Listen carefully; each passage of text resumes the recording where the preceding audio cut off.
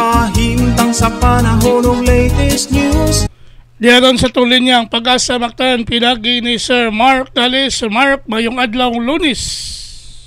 Maayong buntag, Sir Ariel, sa tumang sugin paminaw, yung latest update bahin sa kahimtang sa itong panahon. Karong adlaw, southwest monsoon kung sa bagat pa tayo nag-apekto sa dakong bahin sa Luzon. And as of 3 a.m., mga tuwang ginamonitor nga low pressure area sulod sa tuwang Philippine Area of Responsibility. Ana-ana nimutang around 1,155 kilometers east-northeast o silangan, amena silangan sa mga extreme northern Luzon. Sabi ka karon ganing moong LPA, ubos pa ang tsansa na may bagyo. But ato nakita na ay posibilidad gihapon na kini mopurma nga ato sa tropical depression sa mosunod pang mga adlaw.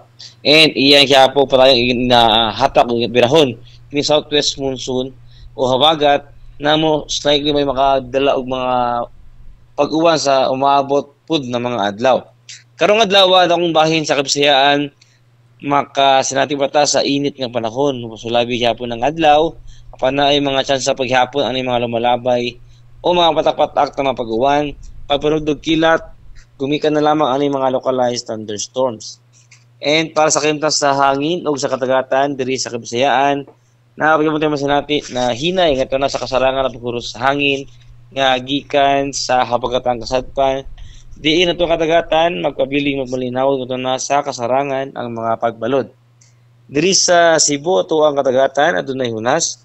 Karong alas 7:24 sa buntag ug motaob. Unyang alauna 48 sa hapon. Temperatura karong adlaw nasa 26 ngadto na sa 33 degrees Centigrado. Ato ang kaning adlaw musilang karong alas 5:34 sa buntag ug mosalot na unyang alas 5:48 sa hapon. Philippine Standard Time as alas 5:27 na sa kabuntagon. Ug mao na to ang latest weather update gikan diri sa buhatan sa DOST Pag-asa Mactan. Si Mark Gales, maayong buntag ug daghang salamat. Salamat sa Mark, kaya may buntag sa Pag-asa Mactan. Bye, sir. Okay, good morning. Inyo nabati si Sir Mark Gales, ang atong weather specialist. Gikan sa Pag-asa Mactan nga naghatod sa tong dagan sa kahintang sa panahon ining adlaw nga Lunes, September 9, tuig 2024.